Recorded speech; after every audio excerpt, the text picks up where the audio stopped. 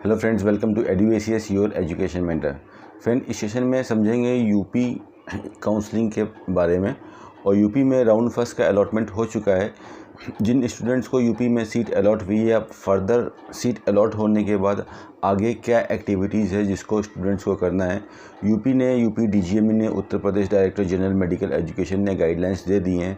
अब आगे further admission formalities के लिए किस तरह से बच्चे उस एडमिशन के लिए प्रोसेस करेंगे, कितनी ट्यूशन फीसेस सबमिट करनी है स्टूडेंट्स को, और इन केस अगर कोई स्टूडेंट आगे फर्दर राउंड 2 सीट को कैंसिल करना चाहता है तो किस तरह से उसको पेनल्टी लगाई जाएगी। ये सब चीज़ें आज के सेशन में थोड़ा सा समझने की कोशिश करते हैं for the UP state. So UP में एक ओपन स्टेट था प्राइवेट मेडिकल कॉलेज के लिए। काफ़ी स्टूडेंट्स ने के जो उत्तर प्रदेश के नहीं थे, अलग अलग डिफरेंट स्टेट्स के स्टूडेंट है, काफ़ी स्टूडेंट्स ने यहाँ पे यूपी में काउंसलिंग करी और एक अच्छी सक्सेसफुल काउंसलिंग करी। हाई रैंक्स के ऊपर 50,000, 60,000, 70,000, 75,000 पे अच्छे सब्जेक्ट में यूपी में एडमिशन मिले। स्टूडेंट्स अभी तक देख पा रहे थे कि उनका रिज़ल्ट दिखाई दे रहा था, कौन सा कॉलेज अलॉट हुआ है ये दिखाई दे रहा था। आज अगर आप यूपी के ऊपर लॉगिन करते हो, upneet.gov इन पर जाके लॉगिन करते हो, तो आपको उसी पे अपना रोल नंबर और ईमेल आईडी डाल के कैप्चा इंटर करने के बाद जब आप लॉगिन करोगे तो आपको एक हम बोलेंगे सेमी अलॉटमेंट लेटर करके आपको दिखाई देगा कि कौन सा कॉलेज अलॉट हुआ है।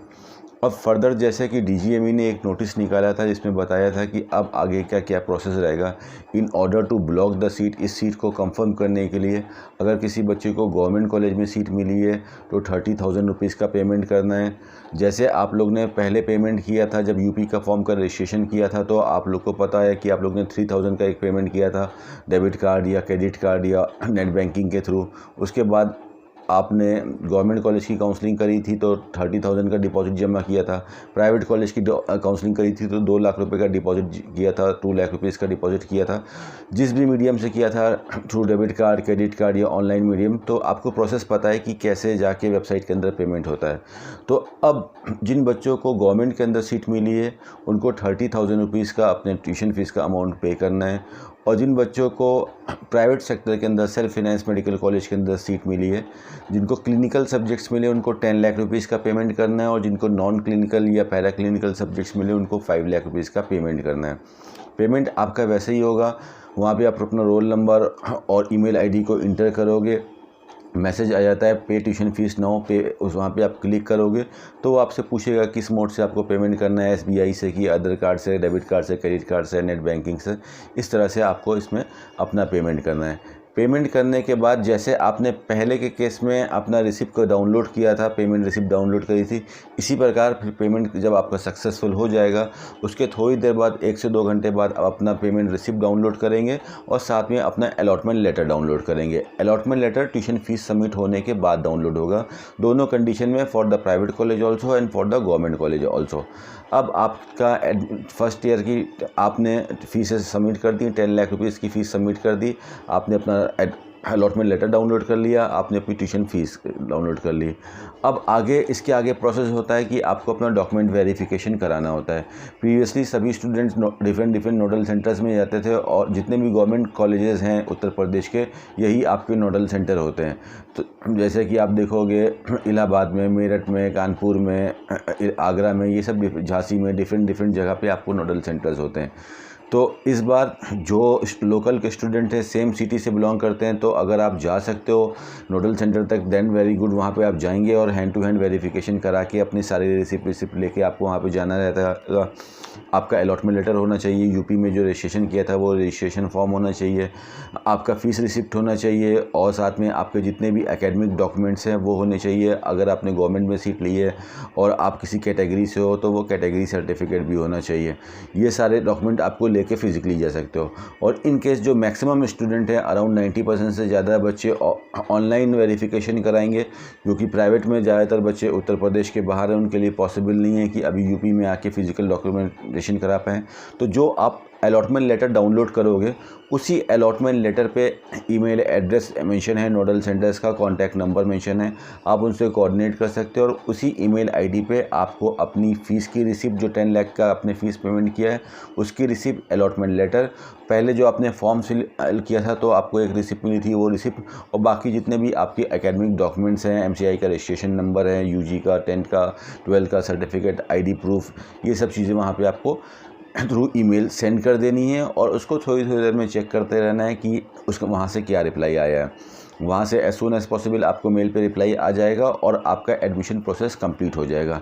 तो ये हमने बात करी कि ऑनलाइन जाके पेमेंट करना है, फ़ीस रिसिप्ट डाउनलोड करनी है, अलॉटमेंट लेटर डाउनलोड करना है, मेल के द्वारा नोडल ऑफिसर को सेंड करना है, डॉक्यूमेंट सेंड करना है। यहाँ पे हमने अपना एडमिशन प्रोसेस को कंप्लीट कर लिया। नाउ अब यहाँ पे एक और नोटिस आया था जिसमें बताने की कोशिश करी थी कि अगर कोई बच्चा, बिकॉज अभी काउंसलिंग अपने मिड पे है, बच्चों को यूपी में सीट मिली है लेकिन काफ़ी बच्चे अभी कंक्लूड नहीं कर पा रहे हैं, फाइनल डिसीजन पे नहीं आ पा रहे। एक हौच पौच का डिसीजन है उनके माइंड में कि क्या मैं डीम की काउंसलिंग करूं या मैं ऑल इंडिया की काउंसलिंग करूं या मैं किसी भी अदर स्टेट की काउंसलिंग करूं।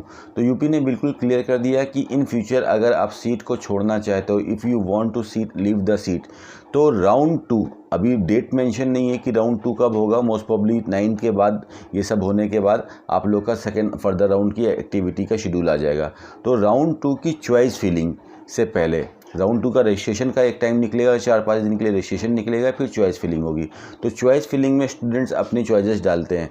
अगर उससे पहले आपको बताना है कि you want to surrender your seat, कि वो सीट दूसरे बच्चे तक पहुंच पाए। तो इन केस फॉर एग्जांपल आप मान लो कि 20 को होता है आपका चॉइस फिलिंग, तो आप 17 तारीख तक उनको इंटीमेट कर दोगे कि you are going to surrender your seat. ठीक है, चाहे आप गवर्नमेंट के लिए और चाहे आप प्राइवेट के लिए, आप सेम नोडल ऑफिसर्स पे मेल डाल के, यूपी डीजीएमई में मेल डाल के आप इनको इंटीमेट कर देंगे कि आप अपनी सीट को सरेंडर कर रहे हो। तो जो आपका सिक्योरिटी अमाउंट था वो आपको एज इट इज़ वापस आ जाएगा और जो आपने ट्यूशन फ़ीस पे करी उसका 10% डिडक्ट होकर आपको वापस आ जाएगा। यानी कि प्राइवेट मेडिकल कॉलेज में 10 लाख से आप पे करोगे, 10% 1 लाख रुपये हो गया, वो माइनस होगा, 9 लाख रुपीज़ आ जाएगा और 2 लाख रुपये आपका वो भी आ जाएगा। सेम यही कंडीशन आपकी गवर्नमेंट में होगी कि 30,000 आप पे करोगे, उसका 10% हो गया आपका 3,000 माइनस होगा, बाकी आपका as it is amount security amount के साथ वापस आ जाएगा। लेकिन इसमें एक कंडीशन अप्लाई ये करी है यूपी गवर्नमेंट ने कि अगर आप सीट का त्याग पत्र दे रहे हो, यानी कि सीट को रिलीविंग लेटर दे रहे हो, सीट का कैंसिलेशन दे रहे हो सेकंड राउंड की चॉइस फिलिंग से पहले, तो कंडीशन ये है कि उस बच्चे को कहीं और अलॉटमेंट मिला होना चाहिए। You should be allotted a seat either in the all India quota counselling और एनी स्टेट कोटा काउंसलिंग, तभी आपको ये 10% माइनस करके बाकी का अमाउंट वापस मिलेगा। इन केस अगर यूपी में कोई बच्चा ऐसे ही सीट कैंसिल कराना चाहता है और उसके पास कहीं का अलॉटमेंट नहीं है, ही don't have any allotment in the all India quota या स्टेट कोटा, उस कंडीशन में ये 10% का अमाउंट बढ़ के 50% हो जाएगा। यानी कि आपने 10 लाख रुपीज़ पे किया है तो 5 लाख रुपीज़ ही आपको वापस मिलेगा और 2 लाख रुपये का सिक्योरिटी अमाउंट भी कैंसिल हो जाएगा। तो ये चीज़ स्टूडेंट को बिल्कुल क्लियर कर लेना है कि if they are going to take the seat in the Uttar Pradesh state, so आप पूरी कोशिश करो कि यहीं पे ही हम अपग्रेड करें, अगर हमको अपग्रेड करना है राउंड नंबर 2 पे, या इसी को हम अपनी फाइनल सीट लेके चलें। इन केस बिकॉज यहाँ पे काफ़ी अच्छी बात है कि डीजीएमई ने बिल्कुल क्लियर कर दिया है कि जिससे बाद में स्टूडेंट्स को प्रॉब्लम ना हो। तो आप पहले ही देख लो कि अगर इन केस अगर आप बाद में सीट को छोड़ते हो, सरेंडर टाइम से पहले भी छोड़ते हो, तो आपका काफ़ी अच्छा मनी लॉस होने वाला है। तो इट इज़ बेटर कि आप पहले ही हर चीज़ को देख लें। आपके पास 9 तक का टाइम है फ़ीस को सबमिट करने का, 4 तारीख से 9 तारीख तक का टाइम दिया था, टुडे इज़ 4th, तो 4, 5, 6, 7, 8, 9, तो you have got ample of time. जो भी आपको कन्फ्यूज़न है, आपको जो भी कॉलेज अलॉट हुआ है उस कॉलेज से कम्युनिकेट करके जो भी चार्जेस हैं वो सारे चार्जेस को देख लें। फीसेस जैसा डीजीएमई ने गाइडलाइन दी है वैसे ही पे करना है। You don't have to pay anything directly to the college as of now, अभी कुछ उनको डायरेक्टली पेमेंट नहीं करना है। हर चीज़ क्लियर करने के बाद फिर अपना पेमेंट कर रहे हैं। अगर आप पेमेंट कर रहे हो तो आप इस चीज़ का माइंड मेकअप कर लो कि in future I will not cancel my seat. और अगर आप देख रहे हो कि सपोज कर लो, हो सकता है मेरा महाराष्ट्र का रिजल्ट आने वाला है, वहाँ पे हमको सीट मिल जाए, जो भी कहाँ का भी स्टूडेंट है, या राउंड नंबर 2 का रिजल्ट आ जाता है उससे पहले, तो वहाँ पे सीट चेक कर लें। तो आपको पता होना चाहिए कि यूपी की राउंड नंबर 2 की चॉइस फिलिंग से पहले ही हमको अलॉटमेंट हमारे पास आ जाना चाहिए और उस अलॉटमेंट लेटर को हमको वहाँ पे भेजना है यूपी में, और उनको दिखाना है कि हाँ मुझे अपने स्टेट में या ऑल इंडिया कोटा में सीट अलॉट हो गई है, इस रीज़न से हम यहाँ पे सीट छोड़ रहे हैं, तो आपको 10% वापस करके बाकी 10% डिडक्ट करके बाकी का अमाउंट वापस हो जाएगा। इस चीज़ को आपको अच्छे से देखना है। इन केस अगर आप डायरेक्टली ऐसे ही कैंसिल कर रहे हो तो आपका अच्छा खासा वहाँ पे लॉस होने वाला है, 50% का डिडक्शन हो जाएगा। तो ये कुछ पोस्ट रूल्स एंड रेगुलेशन थे after getting a seat in Uttar Pradesh counselling. UP काफ़ी क्लियर कट करके चलता है। उसने पहले अपना ये भी चीज़ बता दी थी कि अगर सीट लेने के बाद बच्चे छोड़ेंगे तो हम 2 लाख की पेनल्टी ले लेंगे, और अभी भी आपको पोस्ट एडमिशन की पोस्ट अलॉटमेंट का प्रोसेस यहाँ पे यूपी डीजीएमई ने निकाल दिया है। अभी फ़िलहाल स्टूडेंट्स अब डिसाइड कर लें, देख लें, क्रॉस चेक करना है तो क्रॉस चेक कर लें, then they can take their decision.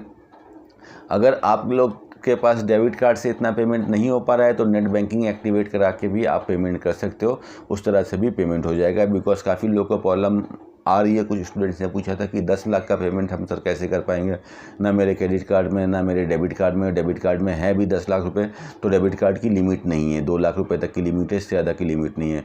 इस कंडीशन में आप देखोगे कि पेमेंट के अंदर डेबिट कार्ड का भी ऑप्शन है, कार्ड्स का भी ऑप्शन है, और ऑनलाइन नेट बैंकिंग का भी ऑप्शन है। तो आप ऑनलाइन बैंकिंग, नेट बैंकिंग के थ्रू ये पेमेंट को ट्रांसफ़र कर सकते हो, उस मोड से आपका हो जाएगा। So this is for the Uttar Pradesh counseling friends. Hopefully this information will work for you, and all the very best for your counseling friends. Thank you so much.